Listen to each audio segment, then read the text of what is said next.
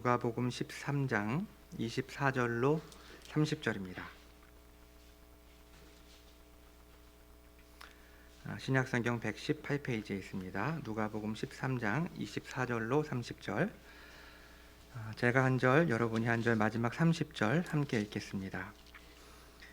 좁은 문으로 들어가기를 힘쓰라. 내가 너희에게 이르노니 들어가기를 구하여도 못하는 자가 많으니라.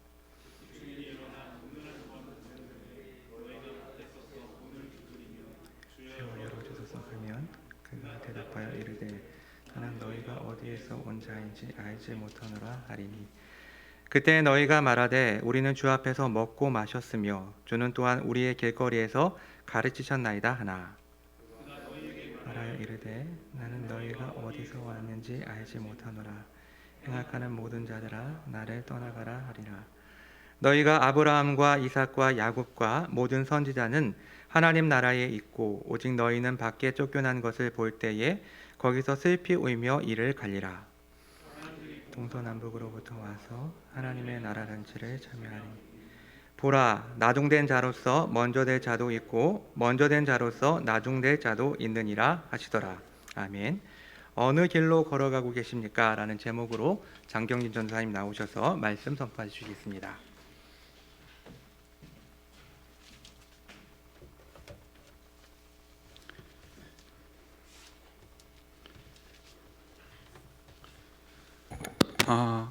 약 10년 정도 전에 학생들과 같이 중국 단기 선교를 다녀왔던 경험이 있었는데요. 2주간의 모든 사역이 끝나고 나서 같이 재미있는 시장이 있다고 해서 한번 좀 방문하게 되었습니다.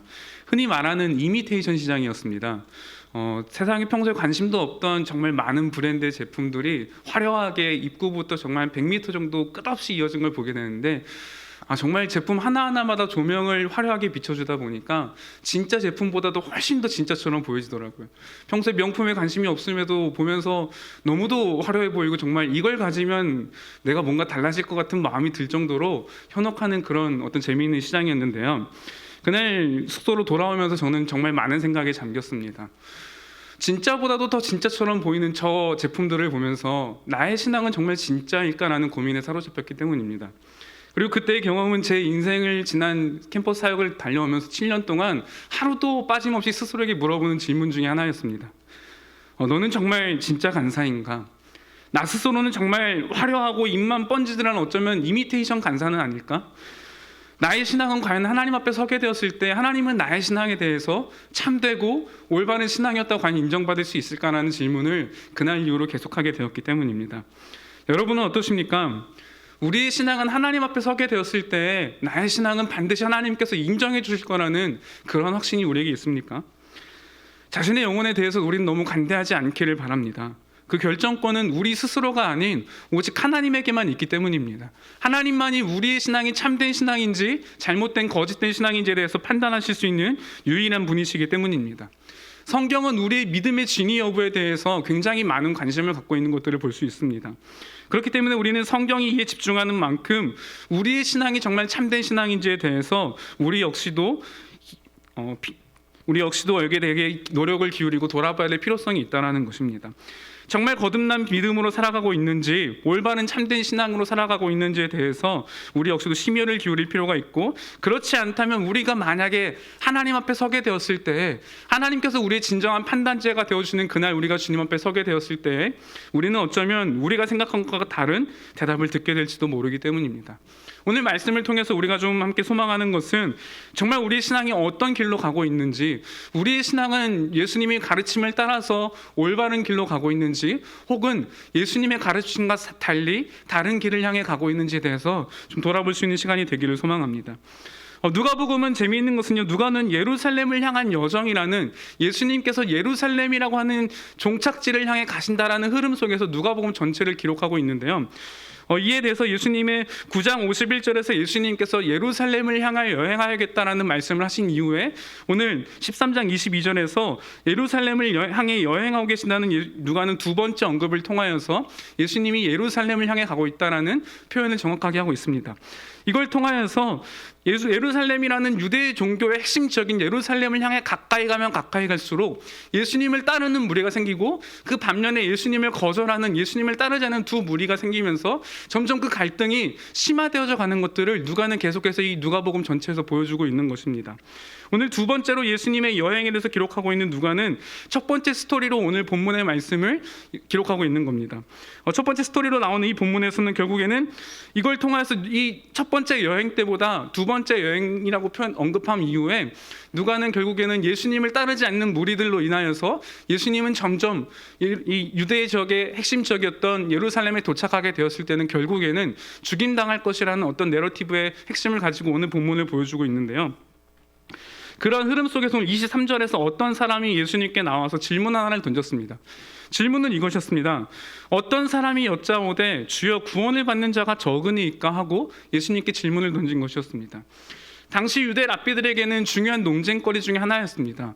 과연 정말 하나님의 나라가 임하게 되었을 때에 얼마나 많은 사람들이 이 구원의 문에 참여하게 될 것인가는 그들 랍비들에게 굉장히 중요한 논쟁거리였기 때문입니다. 근데 예수님은 이 신학적인 질문, 구원을 받는 자가 많습니까? 라고 물어본 이 신학적인 질문에 대해서 신학적인 답변이 아니라 한 개인의 초점으로 바꾸어서 네가 어떻게 하면 구원을 얻을 수 있는지에 대해서 말씀해 주시면서 좁은 문으로 들어가길 힘쓰라. 그 문을 찾는 자가 많지만 모두가 들어갈 수 없고 적은 수만이 들어가게 될 것이라고 설명하면서 오늘 이 본문에 나오는 비유를 설명하고 계신 것입니다. 그러면서 25절에서 이렇게 얘기합니다. 이 비유를 들면서 집주인이 일어나 문을 한번 닫은 후에 너희가 밖에 서서 문을 두드리며 주여 열어주소서 하면 그가 대답하여 이르되 나는 너희가 어디에서 온 자인지 알지 못하노라 하리니 문을 닫는 때가 올 것인데 그 문을 닫은 후에는 들어오지 못한 자들을 향하여서 예수님께서 말씀하시기를 나는 너희가 어디에서 온 자인지 알지 못한다. 이는 유대 사회에 있어서 굉장히 강력한 표현이었습니다. 너희를 어디서 온 자인지 알지 못한다라고 하는 표현은 유대인들이 유대교를 배교했거나 유대교로부터 출교당한 사람들을 향해 쓰는 표현이었기 때문입니다. 즉 예수님은 유대 사회 당시 이 표현이 그렇게 강력한 표현임을 아시면서 오늘 이 문을 들어오지 못하고 문 밖에 서서 문을 열어달라고 하는 자들에게 강력한 표현으로 나는 너희가 누군지 알지 못한다고 말씀하고 있는 겁니다. 마치 유대인들이 유대교로부터 출교를 했거나 배교를 했기 때문에 그들로부터 버림받은 자들을 향해 썼던 표현이 이 표현을 통하여서 너희가 누군지 알지 못한다고 예수님은 오늘 대답하고 계시는 겁니다. 이 표현은 예수님은 너희가 나와는 전혀 상관이 없는 사람이다라고 선언하고 있는 것입니다. 본문은 우리에게 문이 언제 닫히는지에 대해서 말씀해 주시진 않습니다. 그러나 분명한 것은 문을 닫는 때가 한 번은 반드시 온다라는 겁니다. 문이 닫힌 이후에는 하나님께서 아는 자들은 그 문을 통과해 들어와 있을 것이지만 하나님께서 모른다고 말씀하신 자들은 그들을 향해서는 문이 닫혔고 다시는 그 문이 열리지 않을 것이라고 오늘 본문을 비유를 통해서 말씀하고 있는 겁니다. 여러분은 문 밖에서 두드리는 자를 보면서 누구를 떠올리셨습니까? 저도 말씀을 보고 연구하고 말씀을 보면서요, 처음에는 사실 어머니가 떠올랐습니다. 어서 어머니가 예수님을 믿으시고 신앙을 가지셔야 될 텐데, 또 저희 장인어른을 생각하면서 어서 빨리 신앙을 가지셔야 될 텐데, 혹은 주변에 아직은 믿지 않는 사람들을 떠올리면서 그들이 빨리 회심하고 예수께로 돌아와야 될 테라는 생각들을 가졌습니다. 그러나 오늘 하나님의 말씀은 이 자리에 앉아있는 저와 여러분을 향해 주신 하나님의 말씀이라는 것을 우리는 기억해야 될 필요성이 있다는 겁니다. 우리 신앙이 참인지 거짓인지에 대한 판단의 여부는 오늘 우리 자신에게 있는 것이 아니라 하나님 한 분만이 그것을 결정할 권한을 갖고 계시기 때문입니다. 그렇기 때문에 우리는 우리의 믿음이 어떤 길을 향해 가고 있는지에 대해서 분명하게 점검하고 돌아봐야 된다는 것입니다. 참된 신앙은 오늘 말씀을 통해서 보았을 때 좁은 길로 걷게 합니다. 결코 믿음은 우리에게 편하고 빠르고 넓고 좋은 길로 인도한다고 성경은 말하지 않습니다. 그리스도를 따라 좁은 길을 걸어가는 것이야말로 세상의 가르침에 역행하는 길을 살아가는 것이야말로 그리스도인이 가야 될 좁은 길이라고 성경은 우리에게 이야기하기 때문입니다. 이에 반대로 세상은 우리에게 힘을 얻어라, 너희가 능력을 얻기 위해 열심히 살아가라, 힘과 능력을 숭배하고 이 땅에서 더 많은 돈을 얻기 위해 너희가 수고하여야 되고, 더 넓은 집에 살기 위해서 수고하여야 되고, 더 많이 배우고 지식을 통해서 너희가 더 편안한 길로 갈 수 있도록 살아야 된다고 우리 세상은 우리에게 끝없이 말합니다. 그것들이 우리의 삶을 편안하게 해줄 것이라고 말하고, 그것들이 우리의 삶을 윤택한 삶으로 바꿔줄 수 있다고 말하고, 그것들이 우리의 삶을 진짜 행복하게 해준다고 말하기 때문입니다. 그러나 지난주에 우리가 7가지에 이르는 죽음에 이르는 죄 시리즈의 설교를 들으면서 탐욕에 대한 설교를 들으면서 우리에게 결코 그것들이 행복을 주는 것이 아니라 하나님을 경외하는 것, 여호와 하나님을 경외하는 것이야말로 우리가 참된 행복을 얻을 수 있는 길이라는 것들에 대해서 들었기 때문에 우리는 알고 있을 것입니다.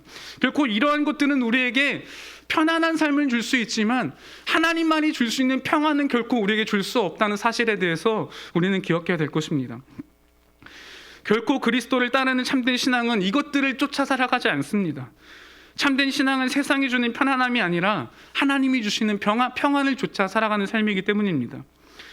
혹시 스스로가 나는 정말 참된 신앙을 갖고 있고 분명히 천성에 이르게 되었을 때 하나님이 내 신앙을 인정해 주실 거야 라는 그런 확신을 갖고 살아가면서 동시에 우리의 삶은 좁은 길이 아닌 넓고 편하고 나 자신만을 위한 삶을 살아가고 계시진 않습니까? 좁은 길을 뒤로 한 채 편안하고 안락한 길을 향해서 우리의 삶은 살아가고 있지는 않습니까? 우리의 관념은 예수를 믿는다는 신앙 속에, 신앙 고백 속에 살아가지만 우리의 삶은 그 정반대의 방향으로 혹시 걸어가고 있지는 않습니까? 우리는 우리의 신앙에서 정말 진지하게 돌아봐야 될 것입니다. 중국 이미테이션 시장에 있던 제품처럼 진짜보다도 더 진짜처럼 보였던 그 제품이 어쩌면 우리의 신앙일 수도 있다는 것이기 때문입니다. 그러나 문이 닫힌 이후에 우리의 신앙이 정말 진짜 올바른 참된 신앙이 아닌 가짜 신앙이라고 판별되게 된 이후에는 이미 때는 늦었기 때문입니다. 그 문은 다시는 열리지 않을 것이기 때문입니다. 몇 해 전에 G스트의 한 교수님과 교제할 수 있는 기회를 가지면서 어떻게 신앙을 갖게 되었는지 이렇게 좀 같이 대화할 수 있는 시간들이 있었습니다. 생명과학을 30년 정도 이상 연구하신 분이었는데 어떻게 신앙을 갖게 되는지 교수님이 제게 말씀해 주시기를 30년 동안 자기는 정말 생명과학을 열심히 공부하였고 신앙이 없이 살아오다가 어느 날 문득 자신이 이 연구를 하면 연구를 할수록 인간의 몸이 어떻게 살아있는 게 가능한 일인가가 정말 의문이 생겼다는 것입니다. 60조 이상의 수많은 세포들 중에서도 몇 가지만 자기 역할을 제대로 하지 않아도 자기가 눈을 감았다가 눈을 뜨는 것이 어떻게 이게 당연하게 일어나는 일이고 매일 반복되는 일인지를 그 스스로 깨닫지 못하다가 그 고민에 빠져가지고 잠이 들었는데 다음날 아침에 문득 일어나 보니까 아, 이거는 내가 산 게 아니었구나. 누군가가 내 인생을 살려주신 거였구나라는 사실을 깨닫게 되고 신앙을 찾기 위해서 찾다가 교회로 오신 한 집사님의 이야기를 들으면서 정말 인간이 5분 뒤를 알 수 없다는 이야기는 수없이 많이 들어왔지만 그 이야기가 정말 다시 한번 좀 실감나게 되는 경험이었던 것 같습니다. 우리는 분명한 것은 우리의 정말 1분 뒤의 미래도 우리는 알 수가 없는 우리의 삶을 예측할 수 없는 존재들이라는 것입니다. 우리의 인생은 언제가 끝인지 우리가 젊기 때문에 혹은 나이가 먹었기 때문에 주님 앞에 서게 되는 것이 아니라 그때가 언제인지 우리는 정확하게 알 수 없습니다.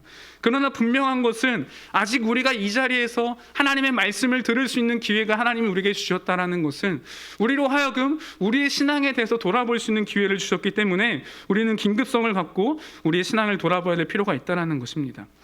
본문을 살펴보면 집주인이 알지 못한다는 이야기를 들은 사람들은 26절에 이렇게 항변합니다. 그때 너희가 말하되 우리는 주 앞에서 먹고 마셨으며 주는 또한 우리의 길거리에서 가르치셨나이다. 쉽게 말하면 이런 겁니다. 아니 주님 우리를 어떻게 모르신다고 말씀하실 수 있으시죠? 지난주에 같이 밥도 먹었고요. 지난주에 제가 예수님이 말씀하실 때마다 그 자리에 쫓아가서 말씀을 들었고요. 제가 주님과 얼마나 많은 시간을 교제하고 따라다녔는데 어떻게 저희를 모르신다고 하실 수 있으시죠? 기억력이 어떻게 되신 거 아니에요? 라고 오늘 이 문 밖에 있는 자들은 항변한다는 것입니다. 근데 놀라운 사실은요, 집 주인은 그들을 향해서 행악하는 자들아 나를 떠나가라라고 말한다는 겁니다. 그들은 예수님을 알았다고, 집주인이 누구인지 알았고 그와 함께 교제하는 사람이었다고 하는데 예수님은 그들을 향해 난 너희들이 누구인지 알지 못한다, 행악하는 자들아 나를 떠나가라라고 예수님 말씀하고 있다는 겁니다. 여기서 사용하고 있는 이 행악하다라는 단어, 아디키아라고 하는 단어는요, 신약 성경에서 보통 불이라고 번역되어진 단어였습니다. 제가 좀 이 단어를 좀 찾아보면서 구약 성경, 히브리어 성경에서 어떤 단어들을 좀 이 헬라어 이 아디키아로 번역을 했을까 찾아보니까 첫 번째는 개인이 개인에게 어떤 행했던 범죄에 대해서 이 단어로 번역을 하고 있고, 두 번째로는 개인이 하나님 앞에서 행한 범죄에 대해서, 그리고 세 번째로는 한 민족, 이스라엘 민족 전체가 하나님 앞에 범죄한 행위에 대해서 이 단어로 번역하고 있는 것들을 볼 수 있습니다. 즉 본문은 그들이 집주인에게 크게 범죄했다는 사실에 대해서 지적하고 있다는 겁니다. 그들이 무슨 죄를 지었습니까? 그들은 예수님과 친밀하게 식탁의 교제를 나누었습니다. 매주 예수님을 따라다니면서 예수님의 가르침과 말씀을 들었습니다. 하지만 그들은 예수 그리스도를 자신의 구주로 받아들이지 않았습니다. 그들의 조상 아브라함과 이삭과 야곱은 예수 그리스도를 보지도 못하였지만 오실 그리스도를 믿음으로 바라보므로 그들은 하나님의 나라에 이르게 됐다고 본문은 집주인 우리에게 얘기합니다. 심지어 선지자들은 하나님의 말씀을 전하기 위해서 목숨을 잃기도 하였고 그들은 자신이 갖고 있는 참된 믿음을 지키기 위해서 자신의 목숨까지도 잃었습니다. 어떻게 이러한 삶이 편하고 좋은 삶이라고 말할 수 있겠습니까? 너무도 좁고 고통스러운 길이었습니다. 하지만 그들은 결코 참된 신앙을 위해서 그들 스스로를 타협하지 않았습니다. 참된 믿음의 길이 고통스러울지라도 그들은 자신의 생명을 걸 만큼의 가치가 있는 길이었기에 그러한 삶을 살아갔던 것이었다는 것입니다. 하지만 정작 진짜 구원의 메시아가 왔고 그와 함께 식사를 나누었고 매주 예수님의 말씀을 찾아다니면서 들었지만 그들은 예수를 믿지 않는다는 참된 불의를 저질렀다고 본문은 우리에게 이야기해 주는 겁니다. 우리는 어떻습니까? 참된 믿음으로 예수 그리스도를 나의 주로 고백하고 우리는 정말 좁은 길로 따라가지 않는다면 우리 역시 결국 다르지 않을 것입니다.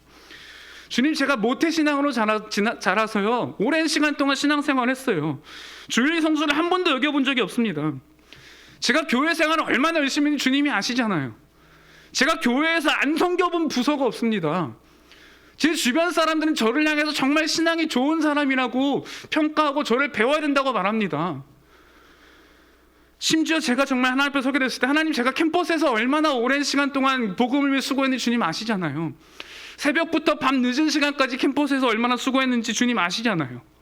근데요, 아무리 이렇게 이야기한다고 할지라도 참된 믿음이 없이 행하는 우리의 행위는 그저 종교 행위에 불과할 뿐인 것입니다. 행악하는 행위일 뿐이라고 성경은 우리에게 말하고 있는 것입니다. 이것이 바로 본문은 우리에게 불이라고 지적해주고 있는 것입니다. 우리는 우리의 신앙이 참된 신앙인지에 대해서 정말 진지하게 돌아보아야 합니다. 스스로가 나는 예수를 믿고 있다는 관념 속에서만 머물러 있다면, 그러나 거꾸로 우리의 삶은 우리의 관념과 반대의 방향으로 세상의 가르침을 쫓아 살아가고 있다면 우리는 하나님의 나라에서 나중된 자로 판정될 수 있기 때문입니다. 문을 두들기며 이를 갈며 울며 문을 열어달라고 할지라도 그 문은 다시는 열리지 않을 것이기 때문입니다. 이스라엘의 역사를 보십시오. 그들이 그러하였습니다. 스스로는 하나님을 잘 섬기고 있다는 착각 속에 그들은 살아갔습니다. 제사를 드리는 일이 정말 열심이었지만 정작 그들은 하나님을 지식이 없다고 하나님부터 판단받게 되었습니다. 호세아 6장 6절에는 이렇게 얘기합니다. 나는 인애를 원하고 제사를 원하지 아니하며 번제보다 하나님을 아는 것을 원하노라. 하나님께서 이스라엘에게 제사를 원하지 않는다는 말씀을 왜 하셨습니까?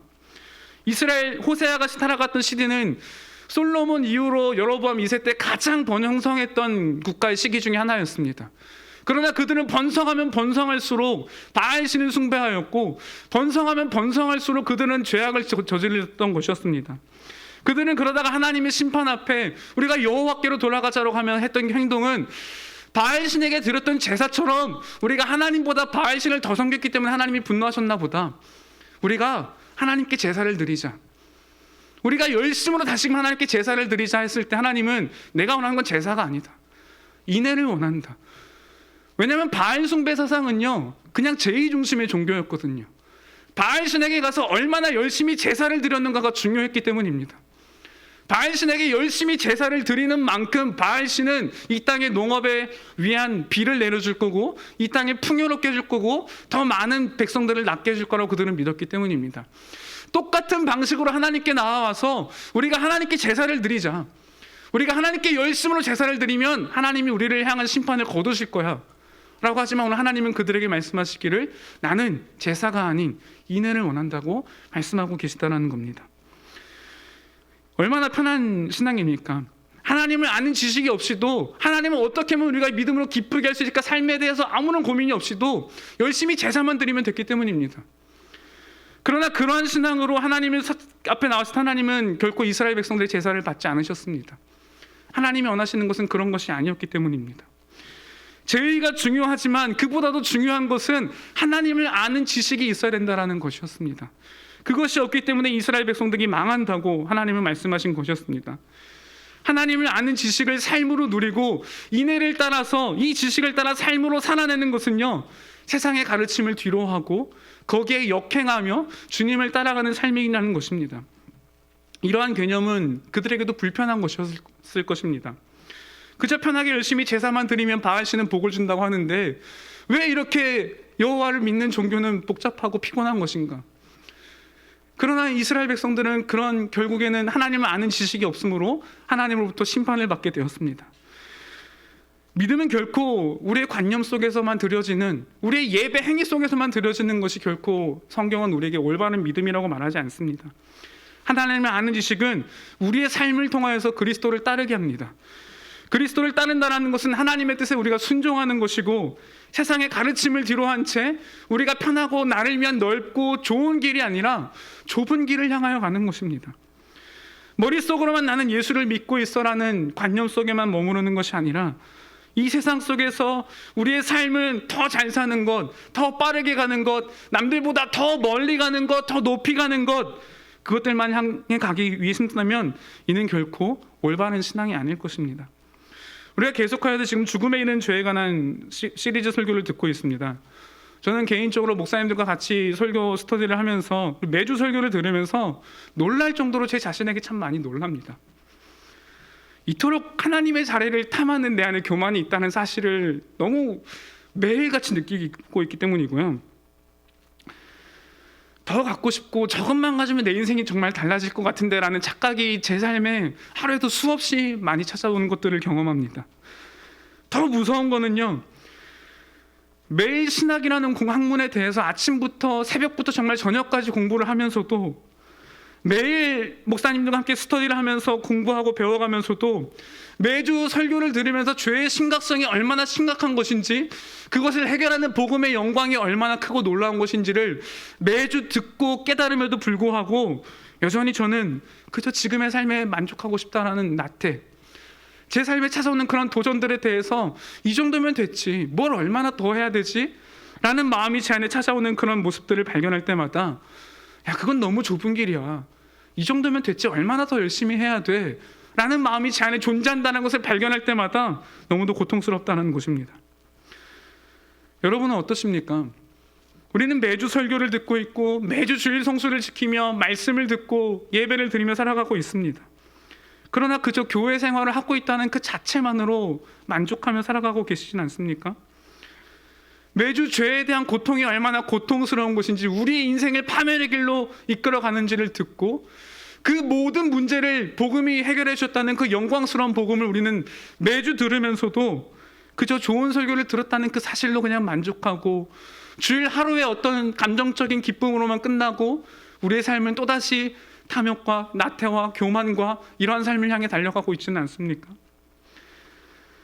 우리는 진지하게 우리의 신앙을 함께 좀 돌아봤으면 좋겠습니다. 그리고 넓고 편한 길, 세상의 가르침이 아니라 정말 그리스도를 따라 좁은 길로 가는 신앙이길 소망합니다.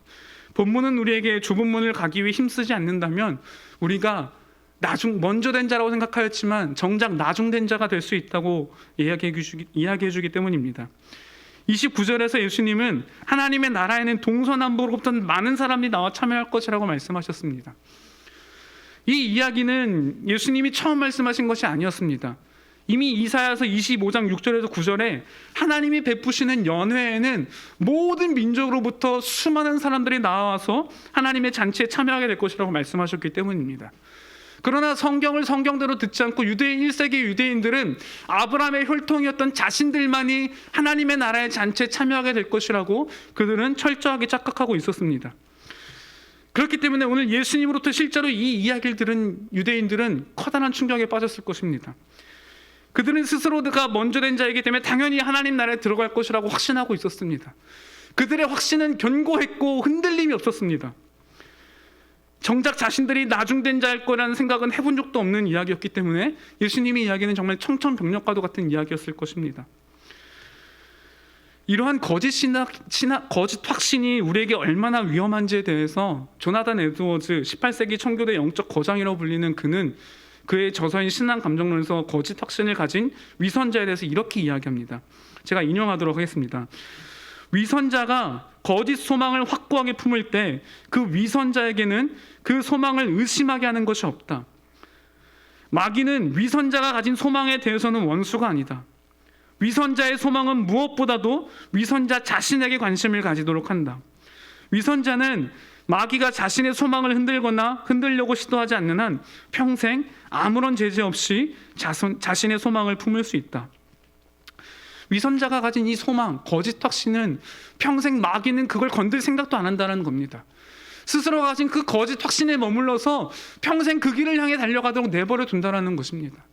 그리고 이 거짓 확신은 자신이 가지고 있는 나는 믿음이 있어, 나는 신앙이 있어라는 자기 자신의 내면으로만 몰두하게 된다고 에드워즈는 이야기하고 있는 것입니다. 그러나 하나님의 나라는 결코 혈통이나 이 거짓 확신으로 가는 나라가 아니라고 본문은 우리에게 이야기해 줍니다. 그 나라는 오직 예수 그리스도를 믿고 따르는 자들에게만 주어지는 하나님의 잔치입니다.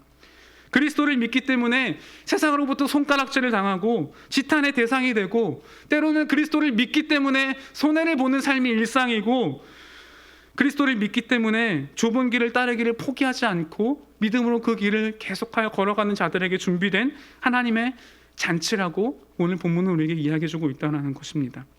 29절에서 하나님의 나라의 잔치에 참여한다라는 구절은요, 원문을 좀 살펴보게 되면은 그 나라에 누울 것이다 라고 직역하면 그렇게 표현할 수 있는데요, 이는 당시 로마 사회가 갖고 있던 잔치에 대한 풍습을 잘 설명해 주는데요, 당시 로마 사회에서는 잔치가 열리게 되었을 때, 고위 어떤 간부들이나 정말 높은 황제의 잔치가 열렸을 때 그들은 누워서 식사를 즐겼습니다.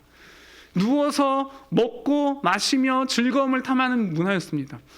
때문에 오늘 본문은 하나님의 나라에서는 하나님께서 베푸시는 풍성한 잔치에서 너희가 삼위의 하나님과 그 풍성한 잔치를 누리게 될 것이라고 우리에게 설명해주고 있다는 겁니다.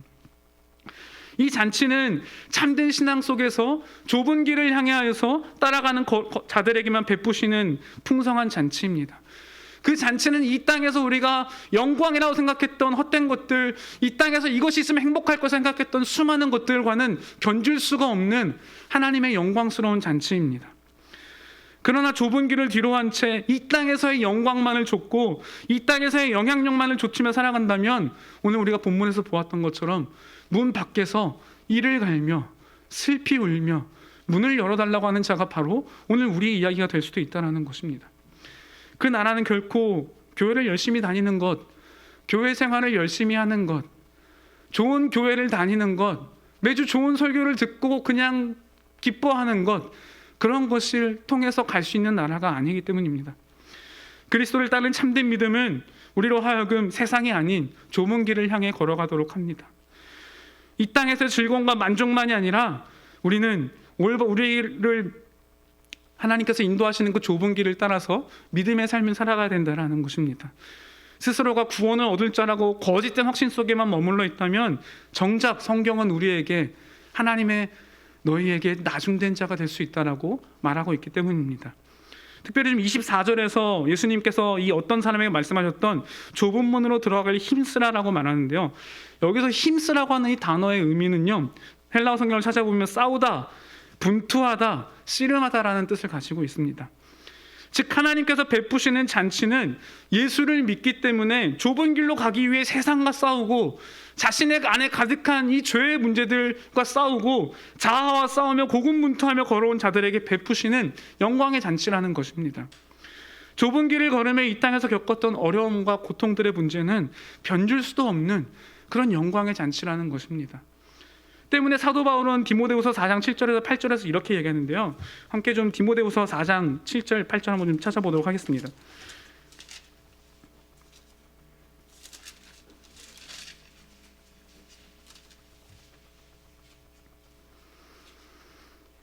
디모데후서 4장 7절에서 8절인데요, 같이 한번 좀 읽어보도록 하겠습니다.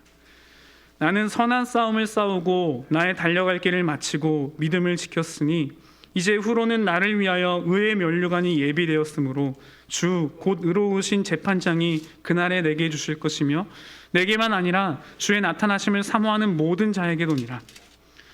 사도 바울은 여기서 나는 선한 싸움을 싸우고라고 하는 이 단어는요, 이 싸우다라는 단어 역시 아까 우리가 살펴봤던 좁은 문으로 가기를 힘쓰라는 단어와 동일한 단어입니다. 즉 사도 바울은 이 땅에서 예수님께서 힘쓰라고 하셨던 그 단어를 동일하게 사용하면서 선한 싸움을 싸우는 삶이야말로 좁은 길을 향해 가는 삶임에 대해서 다시 한번 우리에게 이야기해주고 있다는 겁니다. 좁은 문으로 들어가는 것은, 힘쓰는 것은 이 땅에서 선한 싸움을 살아가는 것이고, 믿음을 지키며 이 땅에서 믿음을 지키기 위해 수고하며 애쓰는 삶을 살아가는 것임을 바울은 우리에게 말해주는 것입니다. 주님은 그리고 믿음 때문에 이 길을 걸어온 자들, 이 좁은 길을 통해서 철로 역정을 걸어가고 있는 자들을 향해서 주님은 너희가 어디서 온지 알지 못한다가 아니라 의의 면류관으로 우리를 맞아주실 것이라고 바울은 그것을 기대하며 오늘 본문을 기록하고 있는 것입니다. 그리고 우리가 그렇게 좁은 길을 통하여서 이 철로 역정을 지나 좁은 길의 그 마지막 길에 도착했을 때 주님은 우리를 향하여서 잘하였도다, 착하고 충성된 종아, 이제 내 주인의 즐거움에 참여하라라고 우리를 초청해 주실 것입니다. 바울은 이 잔치의 풍성함과 그곳에서 누리게 될 영광과 기쁨을 알았습니다. 그렇기 때문에 그는 자신의 인생의 모든 영화로웠던 것들을 버려두고 하나님의 나라를 위하여서 자신의 인생을 드리는 것이 결코 아깝지 않았습니다. 40에 한 대 감한매를 수차례 맞으면서 강도질을 당하면서 자신이 갖고 있던 모든 특권을 포기하는 삶을 살아가면서도 그는 좁은 길을 따라 걸어가는 이유가 분명했던 것이었습니다. 바울은 좁은 길을 걸으면서 이 땅에서는 비록 근심하고 가난하고 아무것도 없는 자처럼 살아갔던 것 같습니다. 사람들이 보기에 그에 대해서 고린도후서 6장 10절에 평가하기를 우리는 근심하는 자 같으나, 그들은 가난한 것처럼 그들은 세상으로부터 가난한 자로 평가되었고 아무것도 없는 자처럼 사도 바울을 향해 사람들은 이야기했던 것 같습니다. 그러나 바울은 자신의 삶은 그렇지 않다라는 것을 우리에게 말해주고 있는 것입니다. 세상의 가르침을 따르지 않기 때문에 멍청해 보이고 세상이 모두가 따라가는 그 길과 반대로 가는 삶은 우리로 하여금 손해를 감수하는 것처럼 보여지고 이 땅에서 사람들로부터 질타받는 삶처럼 보여질지는 모르겠지만 그 길은 하나님 나라에서는 먼저 된 자로 누리는 영광을 우리에게 허락해 주실 것이기 때문입니다. 이 시간 진정으로 우리 스스로를 좀 돌아봅시다. 우리는 무엇을 쫓고 어디를 향해 우리의 인생을 달려가고 있습니까? 참된 신앙 속에서 그리스도를 따라 좁은 길로 가고 있습니까? 아니면 그리스도를 믿고 따르고 있다고 스스로 생각하고 있지만 우리의 삶은 그와는 정반대 방향으로 세상에서의 편안함과 만족과 안락함과 이것들만을 좇아서 우리의 인생을 수고하며 살아가고 있습니까? 이러한 세상의 가르침을 버리고 좁은 길을 가기를 힘쓰면 구원을 얻는다고 말하는 것이 아닙니다. 우리는 그리스도께서 우리를 위하여 십자가에서 흘리신 피를 통하여서 죄사함을 얻고 그리스도께서 우리를 대신하여 모든 율법을 지키심으로 하나님께로부터 얻은 그 의를 우리에게 전가해 주심으로, 그리고 우리는 그 사실을 믿음으로 말미암아 구원을 받습니다. 그리고 우리가 믿는 이 분명한 올바른 믿음은 우리로 하여금, 거듭난 믿음은 우리가 참되고 바른 길, 우리로 하여금 우리의 올바른 신앙은 좁은 길로 가도록 인도한다고 성경은 우리에게 말해주는 것입니다. 우리의 믿음이 있다고 또 확신을 하면서도 나의 신앙은 나를 넓고 편안하고 높은 곳을 향해 더 빨리 가기 위해 수고하는 것으로 우리의 신앙이 만약 이끌고 가고 있다면 그것은 성경이 우리에게 말하는 올바른 신앙이 아닐 것입니다. 올바른 믿음, 거듭난 믿음은 참되고 바른 길로, 좁은 길로 인도하며 우리를 이 땅에서 선한 싸움을 싸우는 일에 끝까지 수고하고 감당하도록 우리를 이끌어가기 때문입니다. 그러나 혹여라도 우리가 흔들림 없는 거짓 확신 속에 머무르면서 나는 당연히 저 천성에 이르게 될 거야, 나는 저 주님 앞에 서게 됐을 때 주님은 날 인정해 주실 거야 라고만 확신하면서 우리 스스로가 세상의 가르침을 따라서 넓은 문을 향하여 가는 삶이 아니기를 소망합니다. 저는 결코 열심히 신앙생활을 하고 계시는 여기 많은 선배님들 앞에서 결코 불편한 이야기를 하거나 그런 것은 아닙니다. 제겐 그럴 자격도 없을 뿐더러 제가 이 중에 아마 가장 넓은 길로 가고 있는 것은 아닐까 스스로 항상 질문을 던져보게 될 만큼 부끄러울 뿐입니다. 설교를 준비하면서 본문을 읽으면서 연구하면서 정말 고통스러운 것은 난 계속 내 안에 넓은 길로 가고 싶어하는, 너무도 편안함을 쫓고 싶어하는 마음이 정말 불같이 일어나는 모습이 제 안에 있다는 사실을 발견하면서 고통스러웠습니다. 그러나 성경은 분명하게 우리에게 말합니다. 우리의 올바른 믿음은 좁은 길로 인도하는 신앙이라고. 성경은 우리에게 좁은 길로 가라고 분명하게 이야기하고 있고, 우리는 이 올바른 하나님의 말씀 앞에 정직하고 우리의 신앙을 비춰보길 소망합니다. 열심히 교회 생활을 하고 있기 때문에 나는 지금 아무런 불편함 없이 신앙생활을 잘하고 있는 것처럼 보여질지 모르겠지만, 그러나 거기에 어쩌면 심각한 함정이 있을 수도 있다는 사실을 우리는 기억하고, 우리는 진지하게 성경 앞에서 우리의 신앙을 다시 한번 점검해 보기를 소망합니다.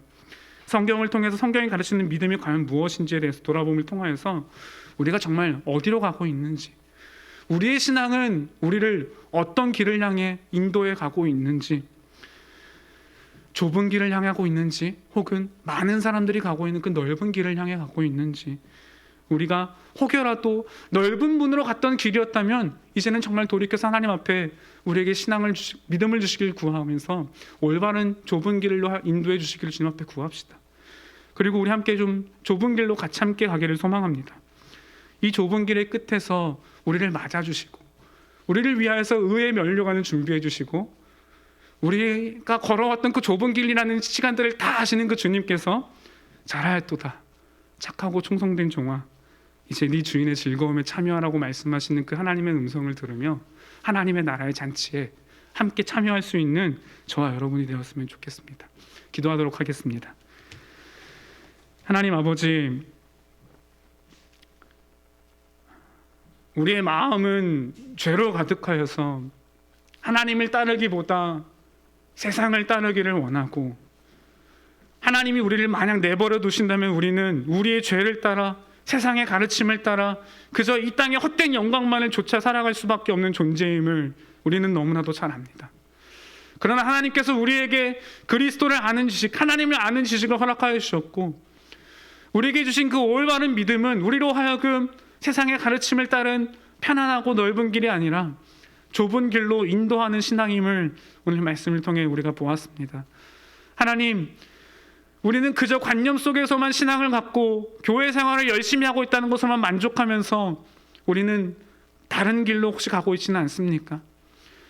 혹여라도 우리가 주님을 보기를 놓치고 주님을 따르는 그 좁은 길에서 벗어나 다른 길로 갔다가 할지라도 주께서 우리의 마음을 붙들어 주셔서 다시 그 좁은 길로 주님을 향하여 갈 수 있도록 우리의 마음의 은혜를 허락하여 주시옵소서. 하나님, 이 땅에서 선한 싸움을 싸우고 이 땅에서 복음을 위하여서 고군분투하는 삶을 살아감을 통하여서 우리가 주님을 만나게 되었을 때 주님이 우리를 위로하여 주시고 우리를 위하여 준비하여 주실 그 의의 면류관을 믿음으로 바라보고, 우리에게 상 주실 이가 우리를 반드시 기다린다라는 그 믿음을 가지고 이 좁은 길 속에서 함께 걸어갈 수 있도록 주님 도와주시옵소서.